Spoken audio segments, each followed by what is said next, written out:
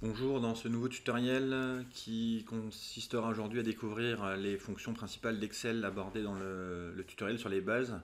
Un programme aujourd'hui, la fonction si, les si imbriqués les uns dans les autres pour les récursions, les fonctions logiques et ou que l'on essaiera d'associer avec les fonctions, la fonction si. Et puis dans le dernier onglet, dans la dernière fête de calcul, nous découvrirons la gestion des stocks grâce au travail sur les références, notamment l'utilisation des dollars avec les écritures relatives, absolues et les écritures mixtes. Premier exercice pour la fonction si ici aujourd'hui. Il s'agit dans un premier temps de renseigner la formule ici dans la case C7 afin de pouvoir mettre le symbole supérieur ou inférieur en comparant les valeurs qui se trouvent dans les colonnes B et D. On va donc pour cela utiliser la fonction si et faire un test logique en comparant la cellule en B7 et la cellule en D7. Donc nous démarrons la fonction si. Si la valeur de gauche en B7 est supérieure à la valeur de droite en D7, le premier point virgule qui voudra dire alors, qu'est-ce que nous allons afficher comme texte? Le texte affiché se mettra entre guillemets puisque nous manipulons du texte ici, et nous mettrons le symbole supérieur ou le mot supérieur à. Le second point virgule qui lui veut dire sinon, dans le cas inverse, si la valeur de gauche n'est pas plus grande que celle de droite, il faudra mettre l'autre symbole, à savoir le symbole inférieur, ici en place. Cette formule est encore une fois écrite en écriture relative, ce qui va permettre de pouvoir les tirer jusqu'en bas. Encore une fois, nous pouvons vérifier que les valeurs vont bien descendre avec nous systématiquement.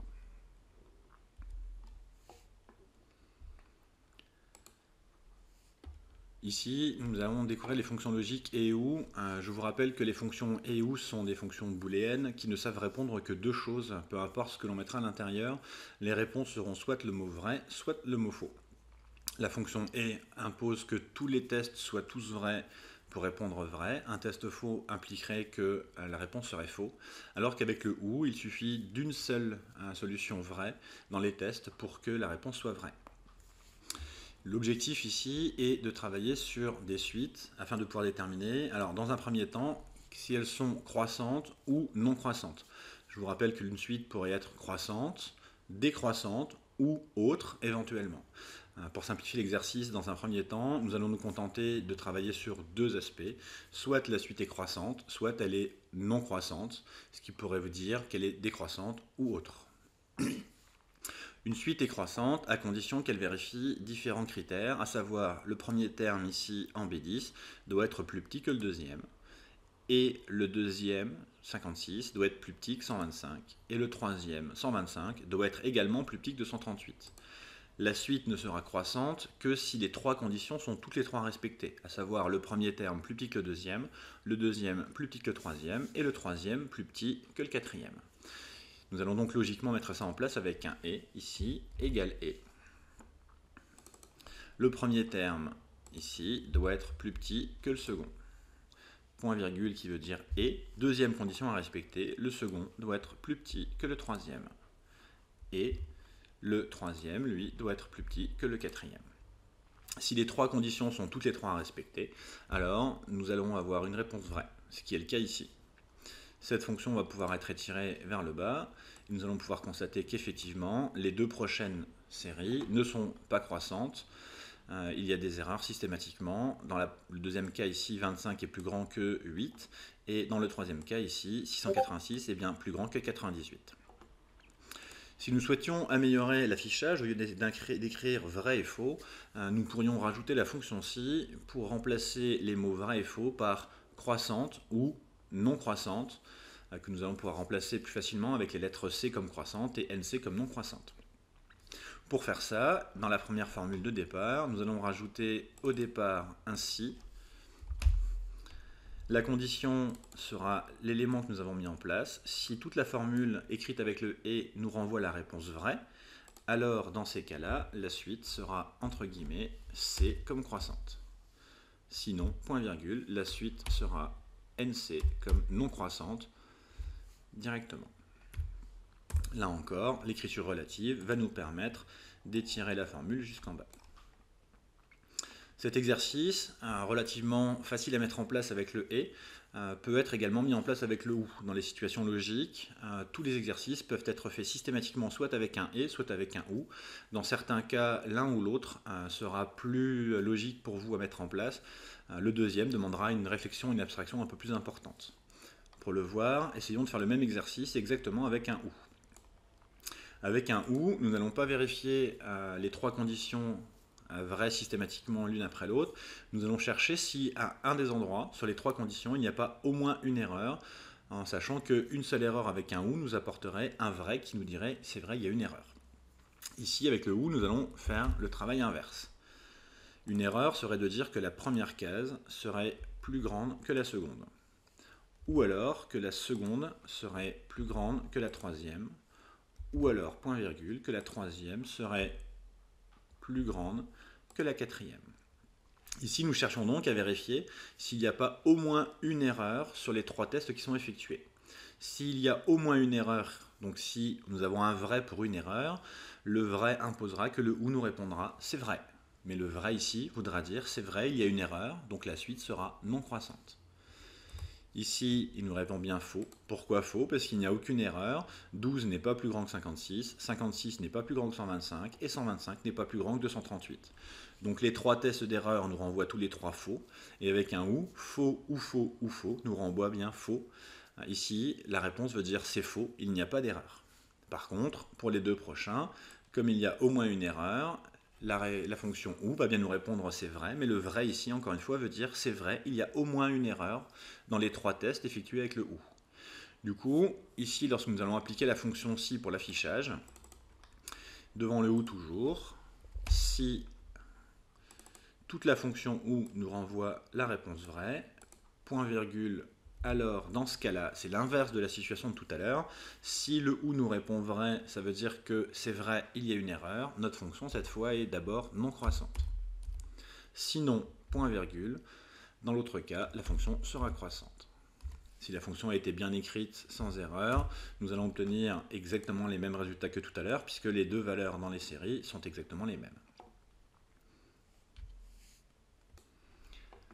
Troisième feuille de calcul ici, nous allons découvrir les si imbriqués, autrement dit les fonctions si récurrentes qui vont nous permettre de tester plusieurs possibilités de manière logique lorsqu'il y a plusieurs choix.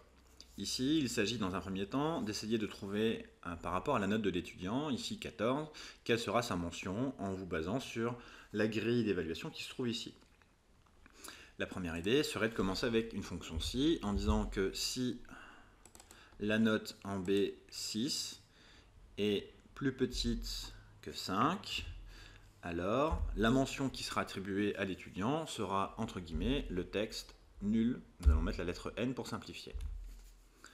Sinon, point virgule, et à ce moment-là, nous avons encore d'autres possibilités. Si la note n'est pas plus petite que 5, l'étudiant peut être soit passable, soit assez bien, soit très bien. Comme il reste encore plusieurs possibilités, il nous est impossible de répondre immédiatement à la valeur sinon. Dans ce cas, sans fermer le premier si, nous allons démarrer un deuxième si à l'intérieur du premier.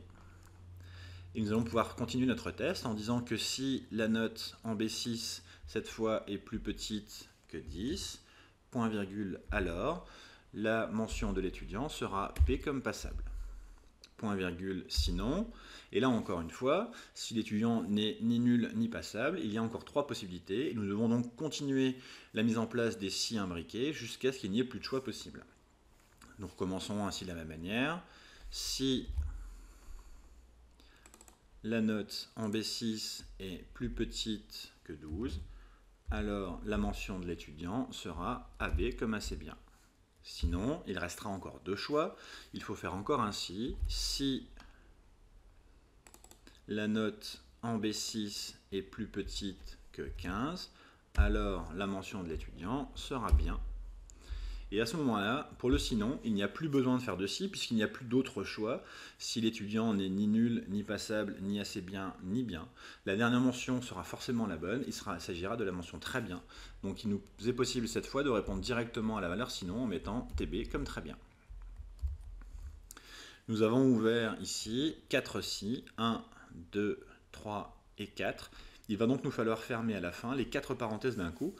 On va pouvoir voir les couleurs s'affecter sur les différentes parenthèses pour bien s'assurer que toutes les parenthèses ont été fermées. Dans ce type d'exercice, il y a une règle simple à retenir. Nous avions ici 5 choix possibles sur la grille d'évaluation.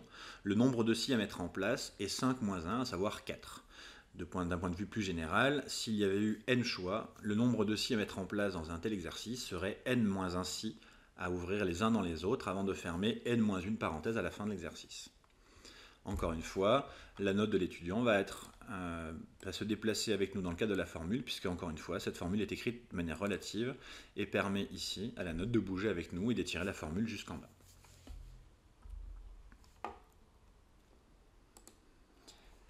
Dans ce dernier exercice, il s'agit de travailler sur la gestion de stock qui vont être mis en place avec des formules. L'objectif étant, pour chacune de ces deux formules déjà inscrites pour vous, de pouvoir, avec une seule formule, les tirer sur les deux colonnes afin de remplir automatiquement les deux colonnes. Pour cela, nous allons devoir utiliser les écritures mixtes, à savoir la position du dollar qui va bloquer ou la colonne ou la ligne, ou l'écriture absolue avec les $$ qui bloquent une cellule en totalité. Avant de démarrer l'exercice, il nous faut comprendre la formule avant de bien pouvoir analyser les résultats qui vont être donnés. Double-cliquez sur la formule et vous allez pouvoir constater qu'ici il s'agit d'un calcul relativement simple. Pour chaque produit, nous multiplions le prix d'achat par la quantité en stock qui va être multiplié ensuite par un coefficient de stockage, ici à 45 et dans l'autre colonne un coefficient de 1,50. L'objectif étant donc de pouvoir prendre cette formule, de l'étirer une première fois jusqu'en bas, de conserver toute la colonne sélectionnée, de l'étirer une deuxième fois sur le côté. Je vous rappelle que la présence des dièses indique simplement que votre colonne est trop petite pour afficher les résultats. En agrandissant, nous allons pouvoir faire apparaître certaines valeurs, mais il est déjà évident que les réponses ici ne sont pas correctes. Pourquoi elles ne sont pas correctes? Servons-nous de l'erreur pour comprendre ce qui se passe. En double-cliquant dans une cellule, nous réalisons bien que le calcul ici, qui devrait être prix d'achat multiplié par le stock, multiplié par un coefficient à 1,45, n'est pas bon, puisque la cellule violette, qui devrait correspondre au stock, se trouve ici, dans la cellule D7, au lieu de se trouver ici en D4. Il va donc nous falloir bloquer effectivement ici, ou des lignes ou des colonnes sur certains termes, ou peut-être la totalité des éléments avec une écriture absolue, pour que cette formule puisse être mise en place. Il est possible donc soit d'anticiper les blocages dès le départ. Si ce n'est pas le cas pour vous, la solution la plus simple consiste à y aller étape par étape et à constater à chaque fois quel est l'élément qui ne fonctionne pas. Prenons notre formule, étirons-la déjà vers le bas et vérifions dans n'importe quelle case le calcul effectué pour comprendre l'erreur. Cette cellule-là devrait prendre en charge un calcul qui fait prix d'achat multiplié par le stock, multiplié par normalement le coefficient de 1,45 ici. Ce coefficient, en descendant la formule, a fait le même chemin, la même trajectoire et se retrouve donc ici dans la cellule D11. La cellule qui pose problème est donc la cellule violette. Nous aurions souhaité, dans un mouvement vers le bas, c'est-à-dire en descendant, en changeant de ligne, que cette cellule ne change pas de ligne et qu'elle puisse rester bloquée dans la ligne 4. Cela veut dire que dans notre formule, pour pouvoir étirer vers le bas sans aucun problème, au minimum, il s'agirait de bloquer la cellule D4 dans la ligne 4 au départ. Nous sortons de la cellule dans laquelle nous nous trouvons et nous venons systématiquement toujours modifier la première cellule. La cellule D4 qui est ici, nous voulons la bloquer en ligne. Appuyez sur F4 une première fois. Ici, c'est l'écriture absolue qui bloque la colonne et la ligne. Appuyez sur F4 une seconde fois. Et ici, le dollar se trouve devant le 4. Donc le dollar bloque bien ce qui le suit, c'est-à-dire le 4, la ligne 4. La cellule D4 ne pourra pas bouger lorsque nous allons changer de ligne, donc lorsque nous allons descendre. Il est possible à présent de pouvoir étirer cette cellule jusqu'en bas et de constater que les résultats, cette fois, seront efficaces. Je vérifie dans une cellule, le calcul multiplie bien ici le prix d'achat par le stock, par le quotient, qui lui n'a pas bougé, n'a pas changé de ligne. Si je prends maintenant cette colonne et que je l'étire sur la droite, nous constatons que les résultats à nouveau sont erronés. Pourquoi? Double-cliquons dans une cellule. Cette fois, le coefficient, lui, est au bon endroit. Le fait de l'avoir bloqué tout à l'heure uniquement en ligne lui a permis, sur le déplacement latéral, de changer de colonne. Par contre, les éléments qui ne sont plus à leur place sont les cellules bleues et rouges, qui normalement devraient se situer ici, prix d'achat et stock. Lors du déplacement en changeant de colonne vers la droite, ces deux cellules se sont également décalées d'un cran vers la droite, prenant leur valeur ici dans le stock et ici dans le calcul précédent. Donc cette fois, les cellules bleues et rouges nous posent problème pour un déplacement vers la droite, pour un changement de colonne. Ces deux cellules devraient être bloquées en colonne pour ne pas changer de colonne lorsque nous allons vers la droite. Encore une fois, il nous suffit de revenir dans la première formule, qui doit être la seule porteuse de la bonne réponse. La cellule B5 va être bloquée en colonne. Nous appuyons une fois, deux fois, trois fois sur F4. Le dollar est devant le B, il bloque donc la colonne B. Et de la même manière, pour le C5, ici, nous allons bloquer une fois, deux fois, trois fois en appuyant sur F4 afin de mettre le dollar devant le C, c'est-à-dire qu'ici, c'est la colonne C qui sera bloquée. Les deux cellules B5 et C5 ne se déplaceront pas lorsque nous irons sur la droite pour changer de colonne. Par contre, la ligne reste libre et permettra de changer de ligne lorsque nous descendons. Cette formule à présent va pouvoir être étirée vers le bas, puis vers la droite, et donc remplir les deux colonnes d'un seul coup. Le même principe pour le calcul de TTC à côté. Il s'agit déjà de comprendre la formule. La formule dans cette case va calculer donc un TTC en prenant le hors-taxe du bon coefficient plus le hors-taxe multiplié par la TVA qui se trouve dans cette cellule. Si nous essayons cette fois d'anticiper un petit peu, lorsque nous allons étirer notre formule vers le bas, la cellule de TVA H3 va descendre vers le bas et se retrouver dans un endroit où il n'y aura pas de valeur. De la même manière, lorsque nous irons sur le côté pour changer de colonne, cette TVA va aussi se déplacer d'un cran vers la droite et se retrouver dans une colonne où là non plus il n'y aura pas de valeur. Il est facile de comprendre ici que la cellule générant la TVA, à savoir la cellule H3, doit être bloquée afin de ne jamais sortir de cette cellule, donc ni dans un déplacement vers le bas en changeant de ligne, ni dans un déplacement sur le côté en changeant de colonne. Il s'agit donc cette fois de bloquer la TVA complètement. Qu'en est-il du hors-taxe? Il semblerait ici que nous puissions le laisser libre complètement de bouger, puisque lorsque nous allons descendre dans les cellules en dessous, le hors-taxe va lui aussi changer de cellule et arriver dans la bonne ligne, au bon endroit. Lorsque nous ferons un déplacement sur le côté, le hors-taxe du coefficient 1 se déplacera également sur le côté et sera le hors-taxe du coefficient 2 qui correspondra exactement dans la deuxième colonne à ce que nous voulons aussi pour le coefficient 2. Ici, donc, la cellule D5 avec le hors-taxe va être laissée complètement libre et nous pourrons vérifier tout à l'heure que le calcul qui sera effectué sera bien le bon. Il est possible donc d'étirer dans un premier temps vers le bas, puis vers la droite et de constater qu'effectivement, dans les deux cas, le calcul effectué est le bon. Ici, le hors-taxe a eu le droit de descendre, il est donc dans la bonne ligne et dans la bonne colonne. La TVA, elle était bloquée complètement et n'a pas bougé de sa cellule.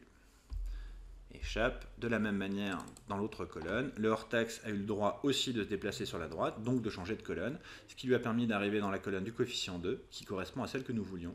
Et encore une fois, la TVA ici est restée bloquée complètement dans sa cellule. Il s'agit à présent d'effectuer quelques calculs. Ici, dans ces deux cellules présentes, nous voulons calculer le total hors-taxe arrondi supérieur sans décimale. Avant de mettre en place l'arrondi, nous allons déjà faire le calcul de la somme à vérifier et par la suite, nous irons appliquer un arrondi supérieur pour que les valeurs soient vraiment arrondies. Pour le calcul de la somme, ici égale somme. La somme des hors-taxes se situe donc ici dans le premier coefficient. Nous allons pouvoir valider notre formule. Il semblerait que ce résultat soit arrondi, mais je tiens à vous préciser que ce n'est pas réellement le cas. Encore une fois, je vous rappelle que les petits éléments au-dessus peuvent déterminer le nombre d'emplacements disponibles. Et si nous rajoutons des emplacements dans cette cellule, nous allons pouvoir réaliser qu'effectivement, l'arrondi n'est que fictif. Il est fait dans Excel d'un point de vue visuel uniquement parce qu'il n'y a pas assez de cases autorisées. Si nous voulons vraiment arrondir ce résultat, il faut appliquer sur notre formule un arrondi supérieur ici, que nous allons placer devant notre formule. Nous mettons ici en place un arrondi, arrondi sup. Le nombre à arrondir est en fait la somme que nous venons de calculer. Donc il nous faut ensuite rajouter le point-virgule et regardez ici, rajouter le nombre de chiffres, donc le nombre de décimales après la virgule, à savoir ici 0, puisqu'on nous demande un calcul sans décimale.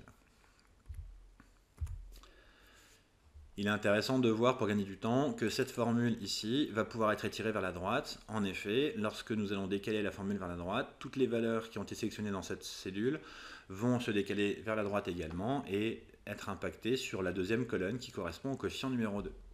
Donc cette formule n'a pas besoin d'être refaite une deuxième fois et peut être étirée sur la droite. De la même manière ici, nous pouvons procéder avec la même réflexion. Nous faisons ici une somme qui va prendre en compte cette fois toutes les valeurs de la TTC. Et nous allons revenir également devant cette somme pour appliquer encore une fois un arrondi supérieur sans décimale, arrondi sup, de la valeur qui est le nombre, la somme, point virgule, 0 chiffre à conserver.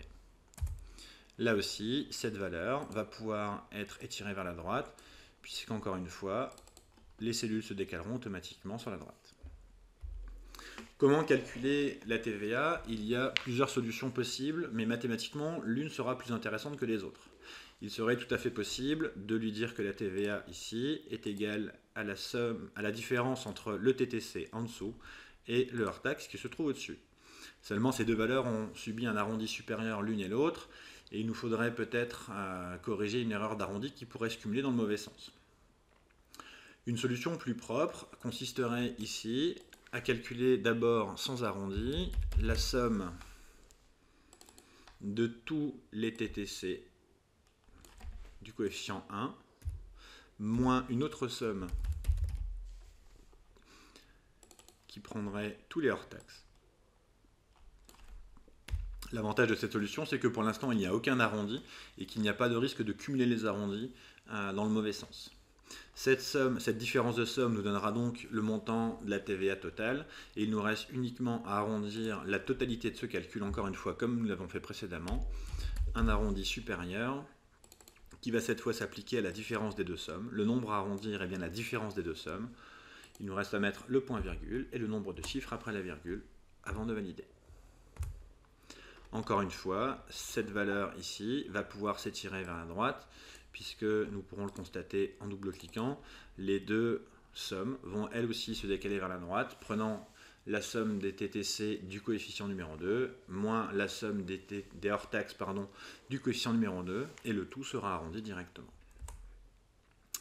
Voilà, merci et à bientôt pour un autre tutoriel.